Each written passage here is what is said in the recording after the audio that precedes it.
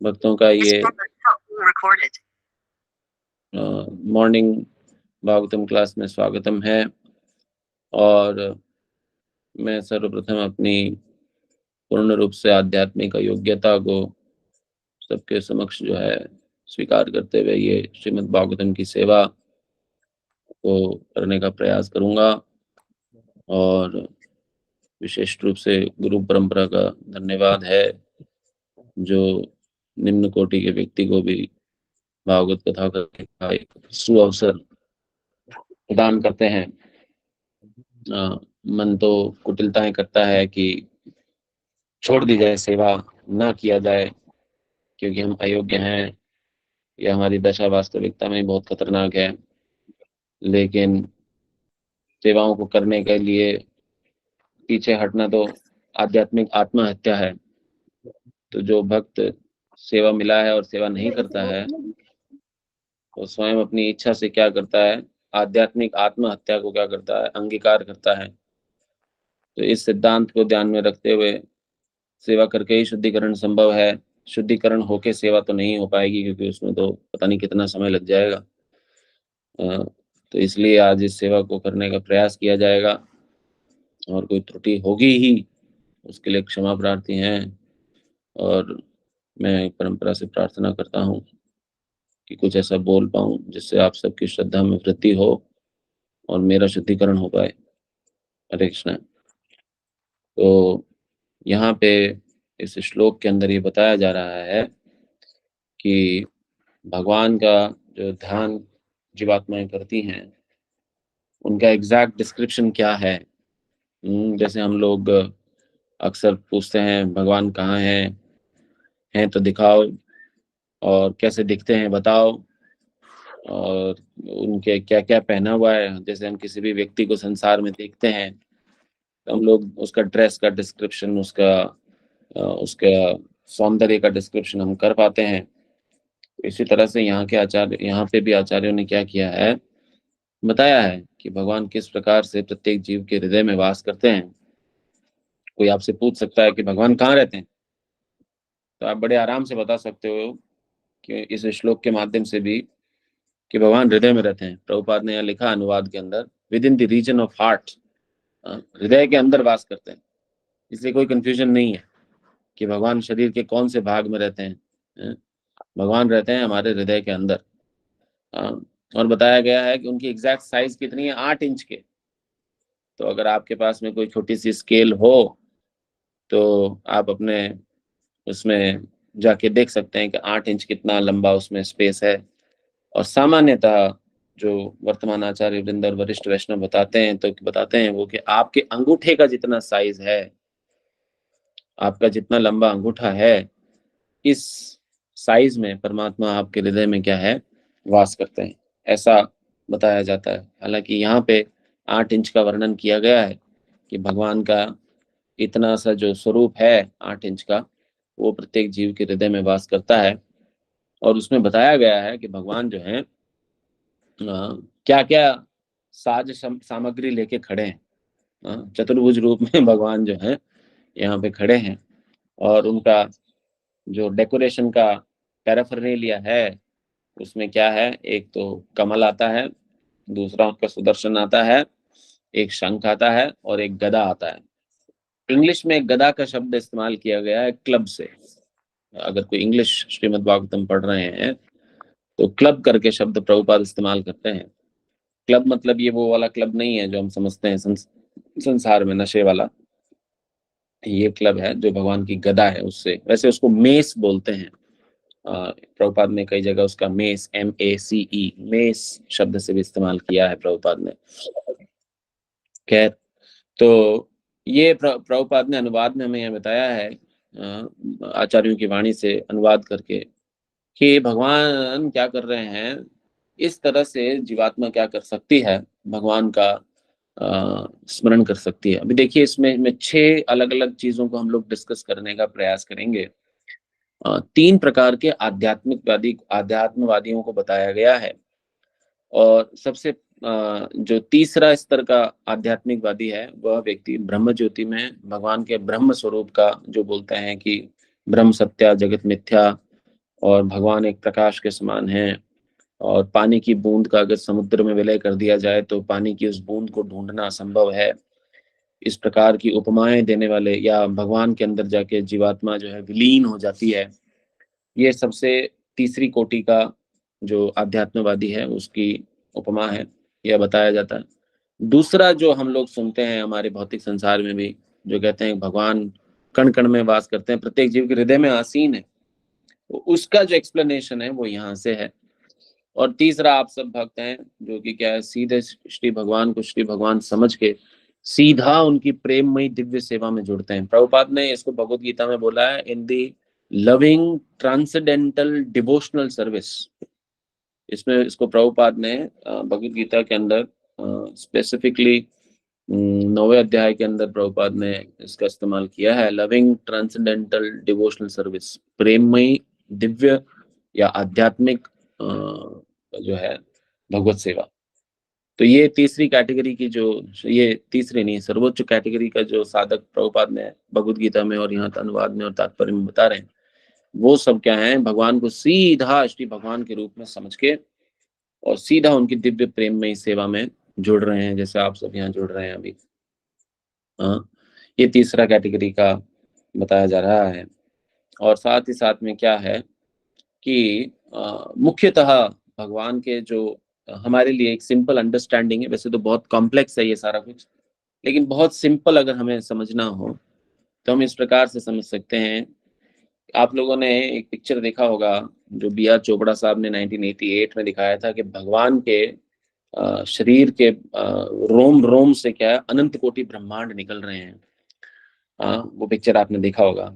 वो क्या है, वास्तविकता में महाविष्णु है जो कि या कर्णोदक्षाई विष्णु है जो कि कर्ण सागर में लेटे हुए हैं, और जिनकी श्वास छोड़ने पे संसार की रचना होती है, और श्वास को खींचने से संसार का क्या है, प्रलय हो जाता है, संसारों का प्रलय हो जाता है।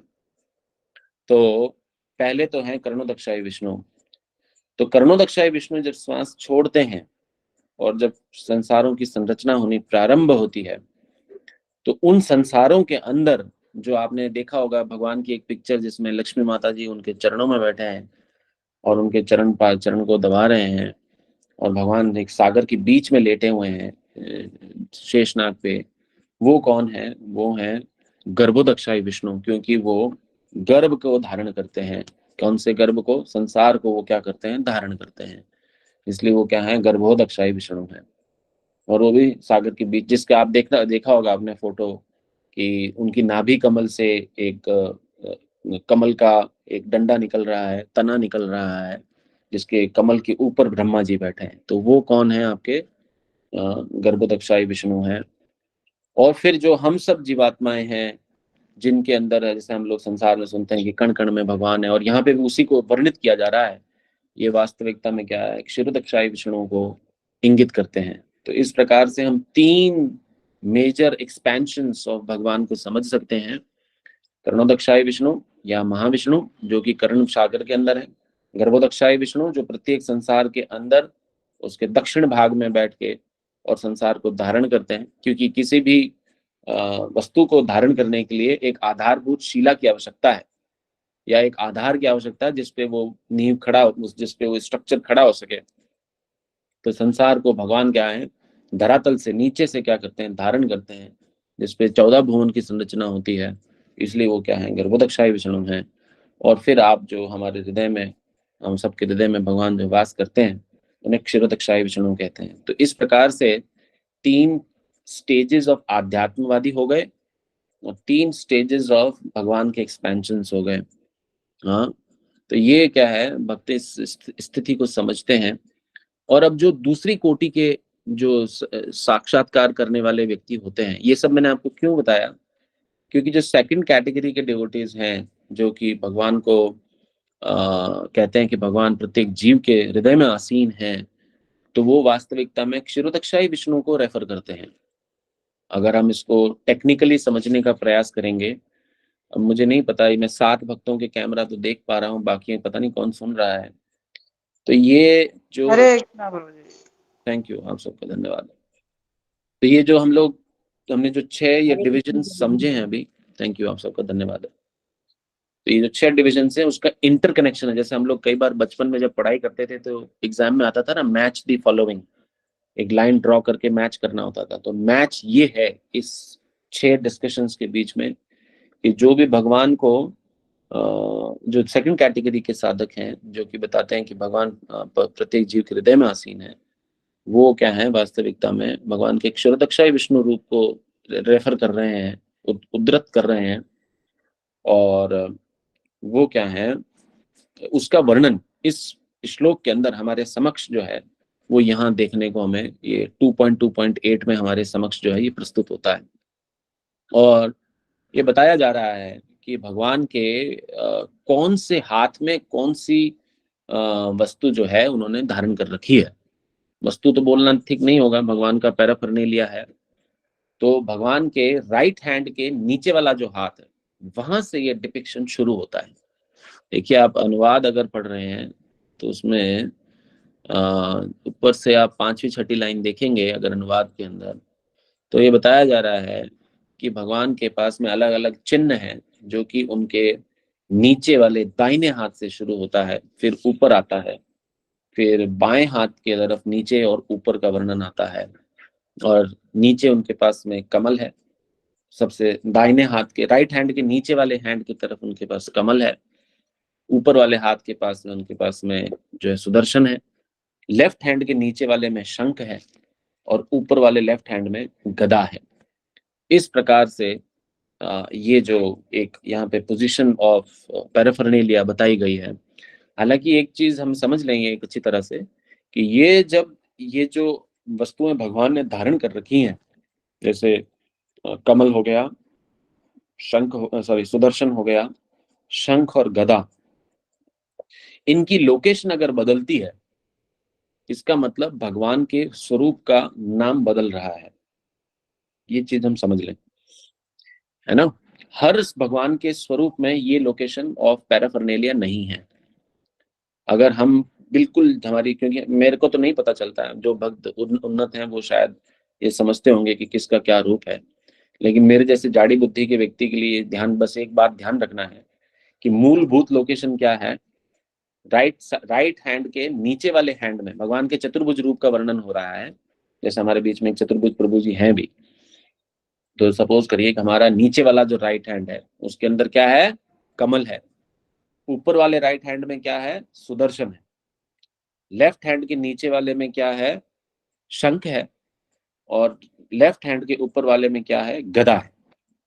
अगर इन चारों की लोकेशन बदल रही है इसका मतलब भगवान का कोई ना कोई नया रूप है हमारे समक्ष। ये बस अभी हम इतना सा, ये 7 इंपॉर्टेंट कॉन्सेप्ट्स को अगर हम समझ लें, 7 नहीं एक्चुअल में 8 इंपॉर्टेंट कॉन्सेप्ट्स हम लोग डिस्कस कर चुके हैं अभी तक में। अगर हम इन चीजों को ध्यान रखेंगे तो हम विजुअलाइज कर पाएंगे कि सेकंड स्टेज ऑफ रियलाइजेशन में, जो कि भगवान के प्रत्येक जीव के हृदय में आसीन होने को मानते हैं, वो क्या करते हैं, भगवान के क्षुरदक्षाय विष्णु रूप को ध्यान कर रहे हैं। उसके अंदर भगवान के ये जो पैराफर्नेलिया है उसकी ये लोकेशन है। तो हम लोग समझ पाएंगे कि हम भगवान के कौन से स्वरूप का दर्शन कर रहे हैं। अभी बस हम इतना सा समझ लें, ठीक है।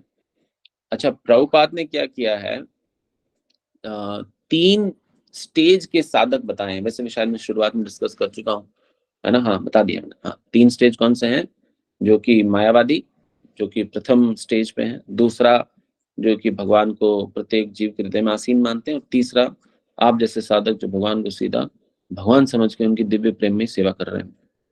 तो यहाँ पे क्या बताया जा रहा है, प्रभुपाद तात्पर्य में लिख रहे हैं कि भगवान क्या है, प्रत्येक इतने परवेडिंग एक शब्द है, प्रभुपाद एक इंग्लिश में शब्द इस्तेमाल किया, परवेडिंग। परवेडिंग मतलब भगवान की किसी भी सीमा तक प्रवेश करने की क्षमता इतनी ऊंची है, इतनी अधिक है कि वो प्रत्येक जीव के हृदय में क्या है, आसीन होते चले जा रहे हैं। अपने आप आसीन है वो प्रत्येक जीव, ये क्षमता है उनकी।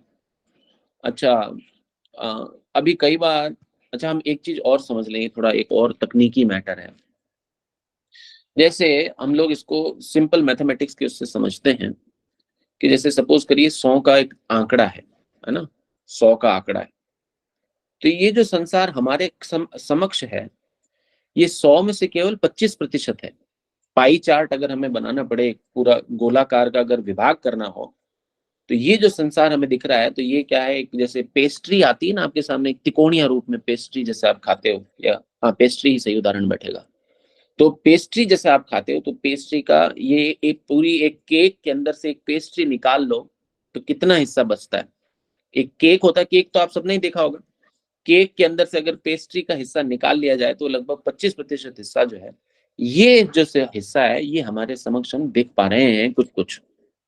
तो इस तरह से जो आचार्य हैं वो बताते हैं कि 75%, 75% ऑफ आध्यात्मिक जगत क्या है, वो हमारे दृष्टिकोण से, सॉरी दृश्य जगत से, no no there are 6 people whose videos are on, वो क्या है, वो 75% संसार जो है वो हमारे दृष्टिकोण से, दृश्य से बाहर है। ठीक है। अच्छा, यहाँ पे आगे प्रभुपाद और क्या बता रहे हैं कि हाँ, कि जो आपकी रिंग फिंगर है जिसमें आप डालते हैं, हाँ, यहां से इसका प्रभुपाद ने मेजरमेंट बताया है। अगर आप देखिए, प्रभुपाद इंग्लिश में पढ़ता हूँ, अगर आपके पास में मनिंदर प्रभु जी आप हिंदी में अगर वो भागवत सुन रहे हैं तो शेयर कर देंगे, तो भक्त शायद फिर से वो लाइन, अनुवाद की दूसरी ही लाइन है। देखिए प्रभुपाद क्या लिख रहे हैं कि जो हृदय में भगवान आसीन, उनका मेजरमेंट कैसे है।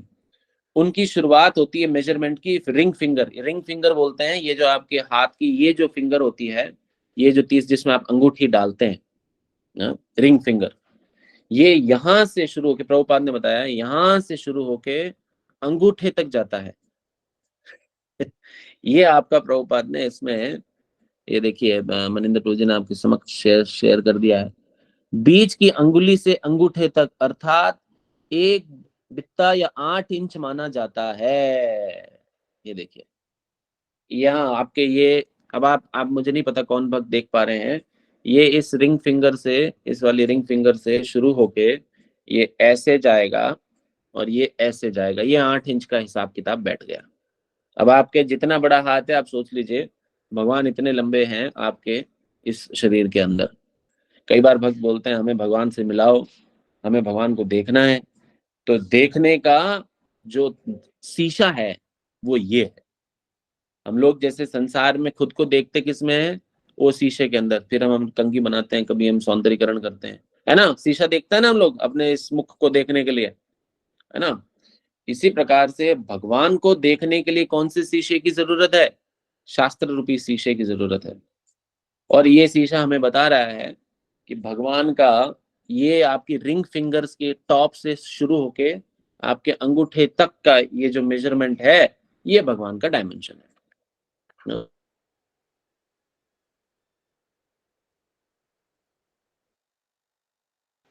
वही बंद हो गया प्रभु जी।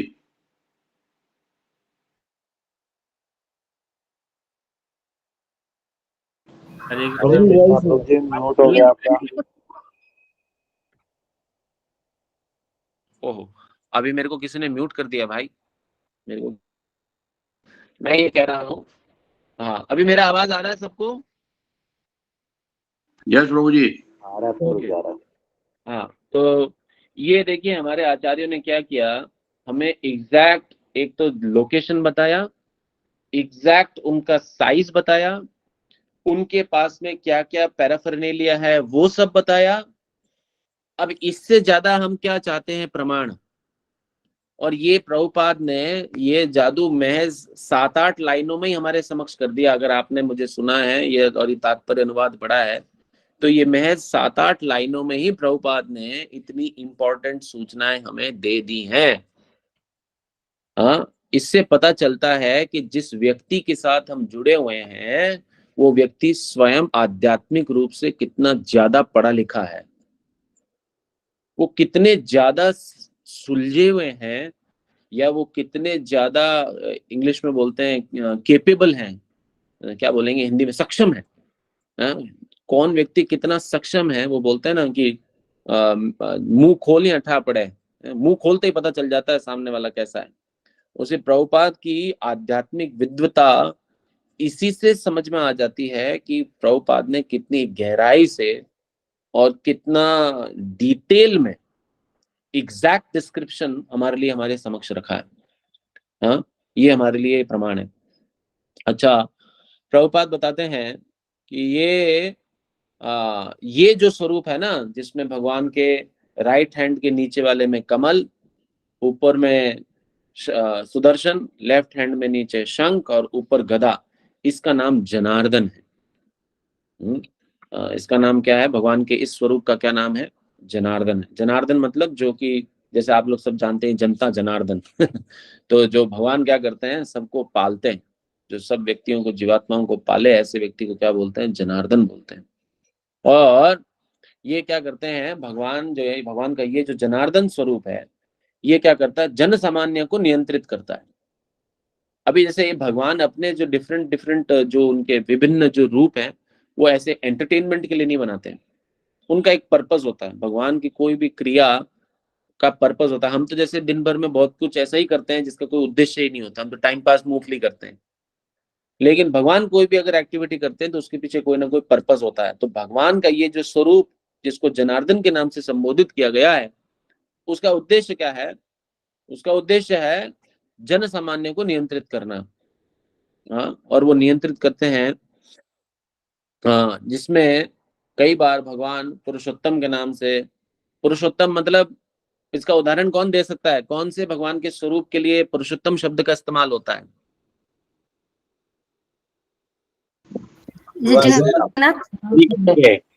हाँ, एक एक करके बताइए। यस महारानी माता। पुरुषोत्तम भगवान जगन्नाथ, भगवान राम के लिए पुरुषोत्तम शब्द इस्तेमाल किया जाता है। और अच्युत मतलब कोई बता सकता है? अच्युत शब्द का मतलब कोई भक्त बता, अपना एक इलेक्ट्रॉनिक हैंड रेज करे और फिर बोले ताकि सब सुन पाए। अच्युत शब्द का मतलब कोई? यस मनिंदर प्रो जी। इनफॉलेबल, जो कभी गिरे नहीं। जैसे भगवान सारथी के रूप में थे अर्जुन के, लेकिन भगवान का पद हमेशा ही सर्वोच्च रहे, या भगवान जिससे कभी गलती ना हो। अच्युत शब्द का अर्थ है जिससे कभी गलती ना हो। आप सबको, आप में से कौन कौन भक्त हैं जिनका हरिनाम दीक्षा हो चुका है? अपना इलेक्ट्रॉनिक हैंड्स रेज करें। जिन जिन भक्तों का आध्यात्मिक दीक्षा हो चुका है, वो अपना इलेक्ट्रॉनिक हैंड रेज करें। यहाँ पे लगभग 10 के आसपास भक्त हैं जिन्होंने अपना इलेक्ट्रॉनिक हैंड रेज किया। धन्यवाद है आप सबका। आप सबको जान के बड़ी खुशी होगी।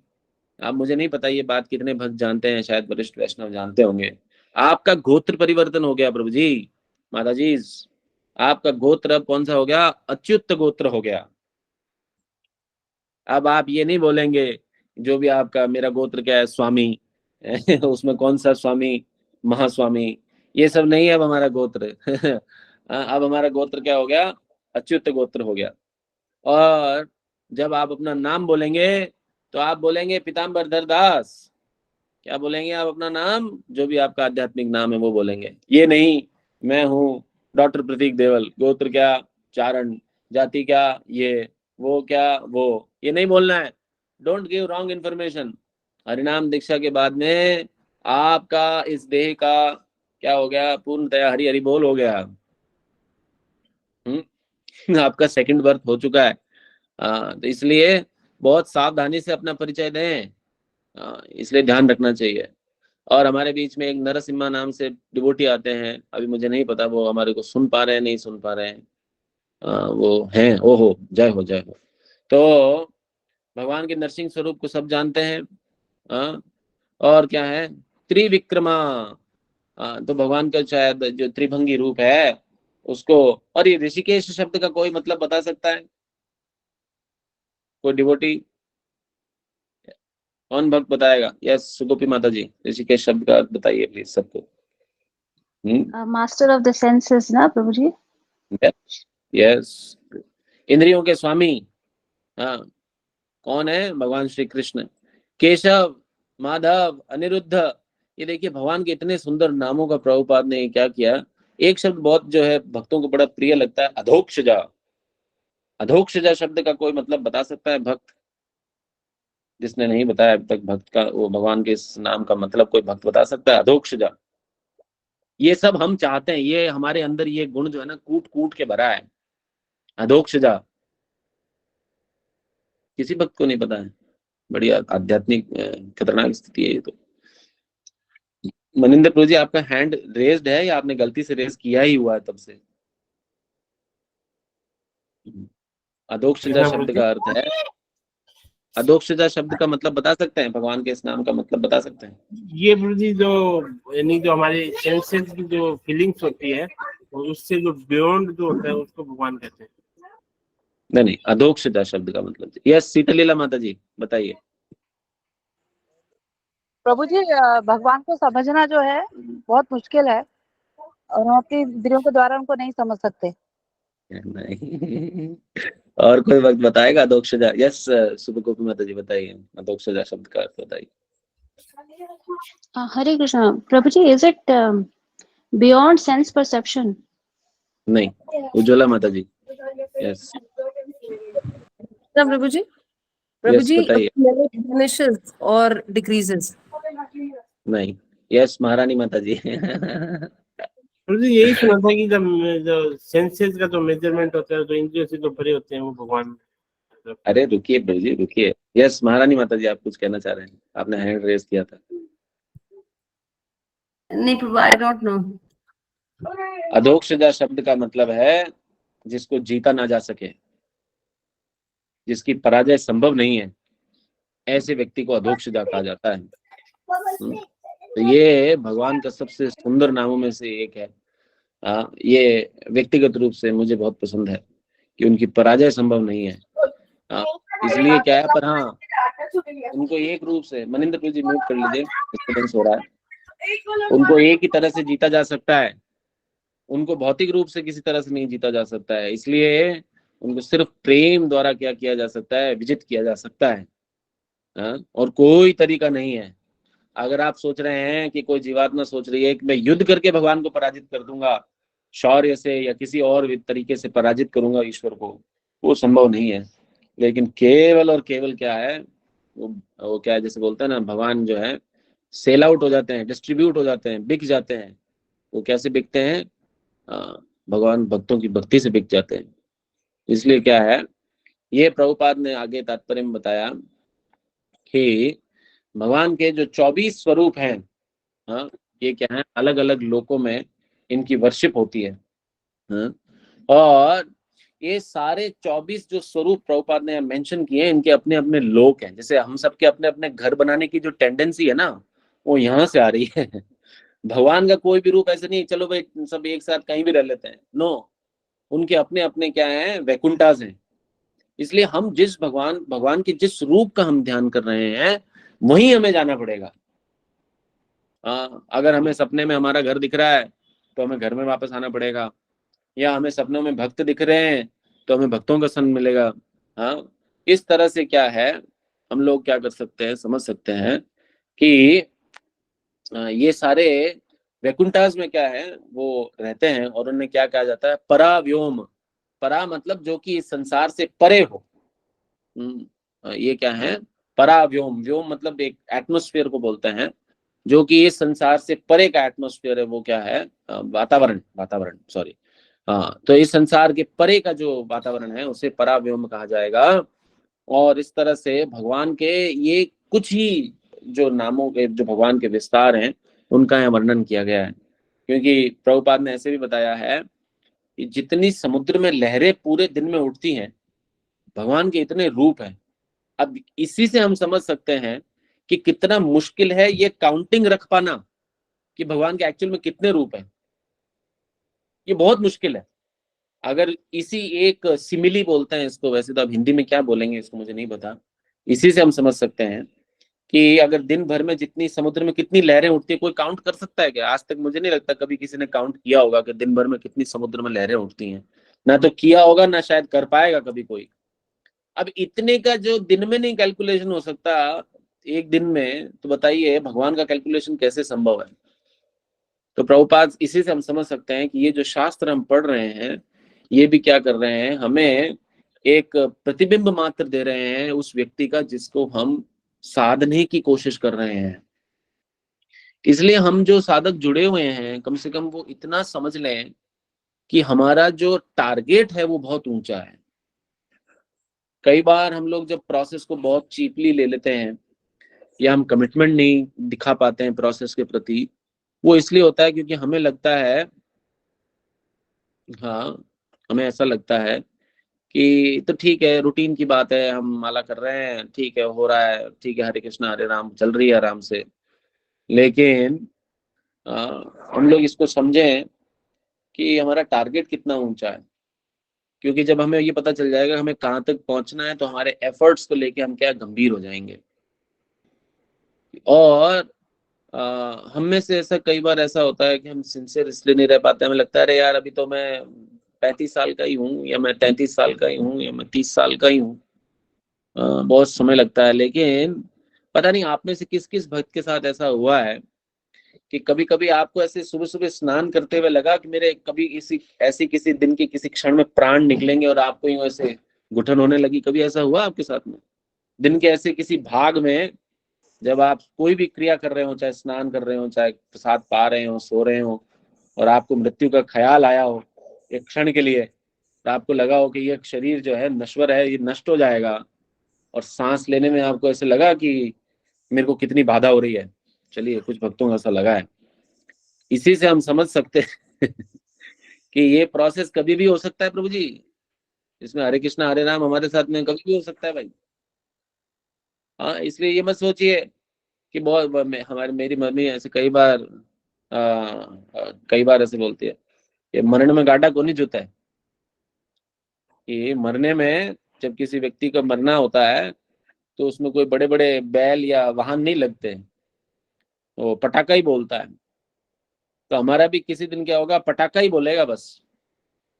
तो हम चाहते हैं कि हम पटाखा हमारा फूट जाए, उससे पहले क्या है कि हम लोग चुपचाप बैठ के अपना माला कर लें। करो मत करो ये आपकी इच्छा है, लेकिन पटाखा तो हमारा फूट के ही रहेगा, ये तो तयशुदा है। आज नहीं तो कल, there is no dream girl. आज नहीं तो कल, there is no dream girl. सिर्फ क्या होगा, आज नहीं तो कल ये धमाका होके रहेगा। और आप कितने ही बड़े तोपची हो, लेकिन काल रूपी तोप आप पे चल के ही रहेगी। इसलिए आप पे, मतलब हम सब पे, मुझ पे भी। इसलिए क्या है, हम लोगों को ज्यादा अपने आप को 30 बार खां समझने की जरूरत नहीं है, और चुपचाप बैठ के क्या करना है, माला करना है। और हम लोग क्या बने, रियलिस्टिक बने। हम लोग क्या है, बड़ी बड़ी कई बार भक्त बातें तो कर लेते हैं, नहीं नहीं प्रभु जी बहुत अच्छे कीर्तनिया हैं प्रभु जी, अरे प्रभु जी क्या क्लास लेते हैं प्रभु जी, अरे प्रभु जी आप तो गजब प्रचार कर रहे हैं, अरे प्रभु जी बस। और प्रभु जी को ऐसा पहाड़ पे चढ़ाते हैं, बेचारे प्रभु जी मन ही मन चढ़ भी जाते हैं। वो वो वेट ही कर रहे थे कि कब मुझे कोई प्रभु जी कहे कि मेरी तारीफ करे और मैं पहाड़ पे चढ़ूं। तो हमें पहाड़ पे नहीं चढ़ना है मन के अंदर बैठे बैठे, बड़ी दिक्कत हो जाएगी, क्योंकि उस पहाड़ से उतरने में बहुत समस्या होगी। भक्त तो चढ़ा के छोड़ देंगे, लेकिन संसार लाते मार के नीचे उतारेगा। इसलिए पहाड़ पे चढ़ना नहीं है, अपने मन के अंदर वो पहाड़ के ऊपर नहीं चढ़ना है, अहंकार के, अपने धरती पे ही खड़े रहना है। माउंट आबू में आबू रोड पे खड़े रहना है, माउंट आबू पे नहीं जाना है, वहां से धक्का लगेगा, बहुत जोर से नीचे गिरेंगे हम आके, ठीक है। तो इसलिए तो भक्त क्या करते हैं, भगवान के इस रूप को एंजॉय करने का, ध्यान करने का प्रयास करते हैं। अच्छा, कई बार है जैसे यहाँ पे काफी संसार में पुरुषों का शरीर व्यक्तियों को प्राप्त हुआ है, तो व्यक्ति जो है भोगने की प्रवृत्ति रखते हैं। और भोगने की प्रवृत्ति रखते हैं, तो सेवा करने का भाव जो है हो पाना बड़ा मुश्किल है, क्योंकि ये बिल्कुल ऑपोजिट टेंडेंसीज हैं। भोग हम स्वयं के लिए करते हैं, सेवा हम किसी और की करते हैं। तो ये समझ लीजिए कि एक जैसे आपके हाथ में टॉर्च है, एक टॉर्च ऐसे घूमी भी है और टॉर्च आपको ऐसे करनी है, तो ये बिल्कुल ऑपोजिट टेंडेंसीज हैं। भोग स्वयं के लिए होता है और सेवा दूसरे की होती है। अभी समस्या क्या है कि हम लोग अगर भोगने की प्रवृत्ति रखें तो मतलब टॉर्च हमने ऐसे कर रखी है, और हम सेवा जब करते हैं तो हम क्या करते हैं, भगवान के प्रति टॉर्च को घुमाते हैं, हमारी टॉर्च मतलब चेतना को घुमाते हैं। तो हम लोगों को ये समझना पड़ेगा कि यदि हमारे को भगवान ने पुरुष का शरीर दिया है तो हमें किस चेतना के साथ घर में रहना है। और ये सिर्फ बातें नहीं करनी है, सिर्फ बातें नहीं कि मेरी पत्नी जो है भगवान की एक गोपी है और वो भगवान की सेविका है, मेरी पत्नी नहीं है वो। ये सब बातें सिर्फ बोलनी नहीं है प्रभु जी, ये बातें करनी भी हैं। ये सिद्धांतों के सिर्फ गाना नहीं है, ये सिद्धांतों को अप्लाई भी करना है। ये फिलॉसफी पता हो जाने से माजरा यहाँ नहीं रुक जाता है कि हमें तो बड़े बड़े, अब हम भोपा मास्टर हो गए हैं, अब भोपा बाबा को या बाबा जी को सब ज्ञान तो हो गया है, लेकिन भोपा उसको अप्लाई कहीं नहीं करता है। हाँ, अगर हमारे पास में ज्ञान है जिसका कोई एप्लीकेशन नहीं है या कोई विज्ञान नहीं है, तो ये ज्ञान क्या है, प्रतिदिन नष्ट होता चला जाएगा। तो इसलिए हमें ये समझना है वास्तविकता में फिलॉसफी को क्या करना है, एग्जीक्यूट करना है, उसको अप्लाई करना है हमारे जीवन में। यहाँ मेरे साथ में विशिष्ट, क्योंकि यहाँ पे ये प्रभुपाद ने तात्पर्य के अंत के अंदर इस टॉपिक को थोड़ा सा डिस्कस किया है कि पुरुष कौन है, एक ही पुरुष है भाई, श्री कृष्ण, बाकी तो सब प्रकृति है। तो समझ लीजिए कि भगवान ने यदि आपको पुरुष का शरीर भी दिया है तो वो भगवान ने स्वयं के भोग करने के लिए दिया है। ये नहीं आप सोचें कि पुरुष के शरीर में है तो मैं किसी का भोग करूंगा, या स्त्री सोचे कि मैं किसी का भोग करूंगी। तो ये जो विचार है ये क्या है, वास्तविकता में हमारी पाप बुद्धि है। और अशुद्ध चेतना से शास्त्र को समझना बहुत मुश्किल है, बहुत मुश्किल है। इसलिए भक्त क्या करते हैं, नित्यम भागवत सेवया, जैसे कि आप सब करते हैं।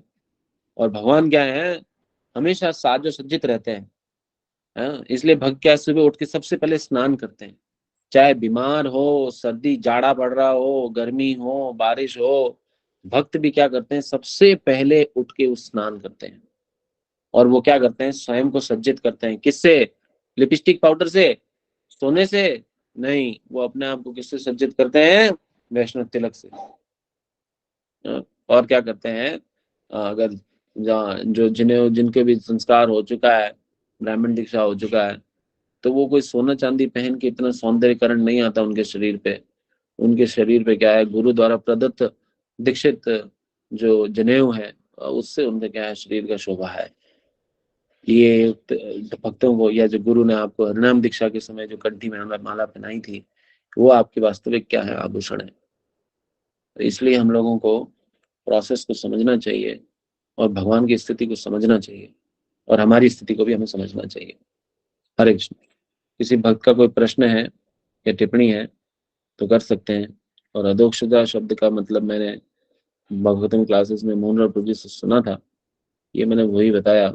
हो सकता है प्रभुपाद ने जो लिखा है वही सत्य है। Hare Krishna. Yes, questions and comments are welcome. Hare Krishna प्रभु जी। जो हरे कृष्णा प्रभु जी, यस माते, बताइए। ये जो भगवान के विभिन्न रूपों का वर्णन किया गया है, इसमें एक है नरसिंह भगवान के बाद दिया हुआ है त्रिविक्रम, इसका क्या मीनिंग है सर? माते, इसका प्रभु जी। जहाँ तक मुझे पता है, भगवान का जो त्रिभंग स्वरूप है उसी को शायद त्रिविक्रम कहा जाता है। यदि मैं गलत हूं तो कोई भक्त मुझे रेक्टिफाई कर सकता है। हरे कृष्ण। और एक दिया हुआ है सर उपेंद्र, प्रभु जी। उपेंद्र शब्द का मतलब मुझे भी नहीं पता है माते, यदि कोई वरिष्ठ वैष्णव बता सकता है तो बहुत अच्छा रहेगा। उपेंद्र एक है, विजय उपेंद्र प्रभु हैं हमारे इस्कॉन के अंदर दिल्ली। नहीं बोलते क्या बोलते, क्या प्रभु जी? उपेंद्र वामन भगवान का नाम है प्रभु। ओ, वामन भगवान बता रहे हैं, वामन भगवान जी। ओके। यस, और किसी भक्त का कोई प्रश्न या टिप्पणी? यस, राजेंद्र सनातन प्रभु जी, आपका हैंड रेज्ड है। हरे कृष्ण प्रभु जी, धन्य प्रणाम।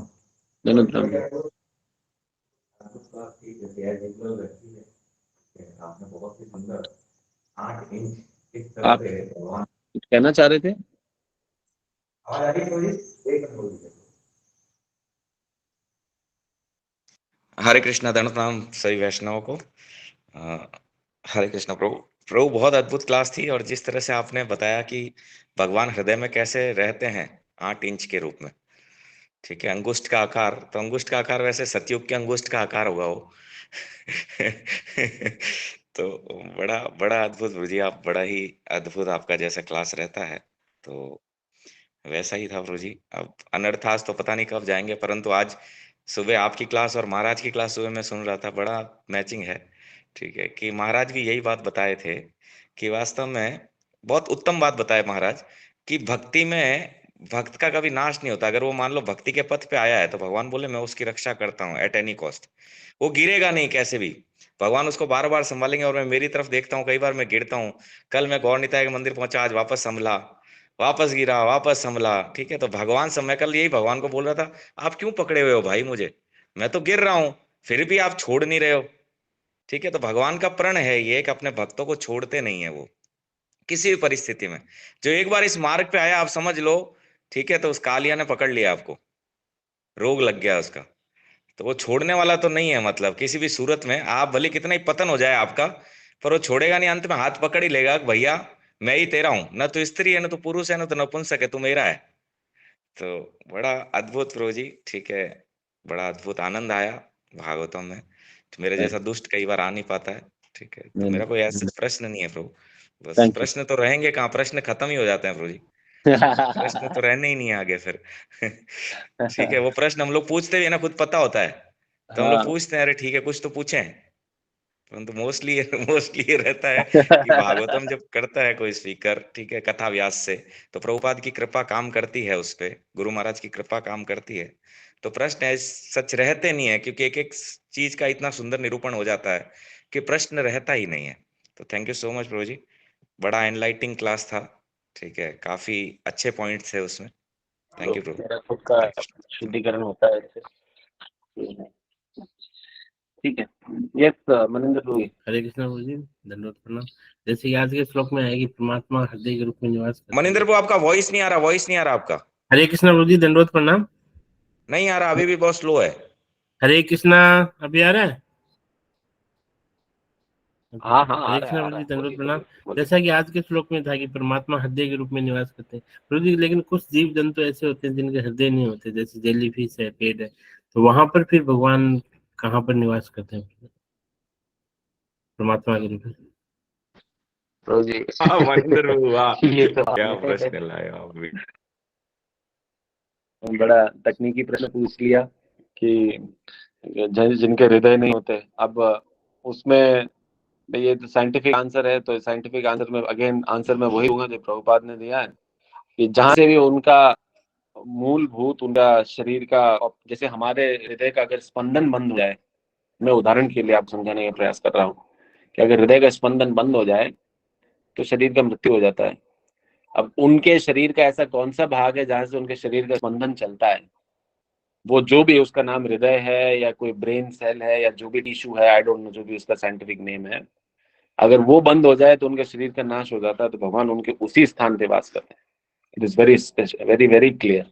उसको आप चाहे हृदय बोलो, चाहे टिश्यू बोलो, चाहे ब्रेन सेल बोलो या नर्व्स बोलो, जो भी बोलना है बोल दो, लेकिन वो क्या है, वो उनका हृदय, वो अगर बंद हो गया तो वही एग्जैक्ट लोकेशन है भगवान के वास करने की।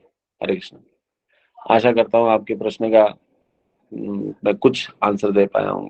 हरे कृष्ण। यस महारानी माता जी, आप कुछ कहना चाह रहे हैं? हरे कृष्ण। हरे कृष्णा प्रभु जी, आज पता लगा कि हमारे दिल में जो परमात्मा बैठे हैं यह वो कितने बड़े हैं। कभी पता ही नहीं था, मतलब कोई सोचे थे कि हाँ है, बस कभी इतना सोचा नहीं। कितना क्लियरली प्रभुपाद ने और आपने भी बहुत अच्छे ढंग से एक्सप्लेन किया कि 8 इंचेस होता है साइज, जो हालांकि उनका साइज तो ओरिजिनली तो पूरा ब्रह्मांड का साइज है, पर लेकिन शरीर में वो 8 इंचेस के हैं। तो अमेजिंग है प्रभु।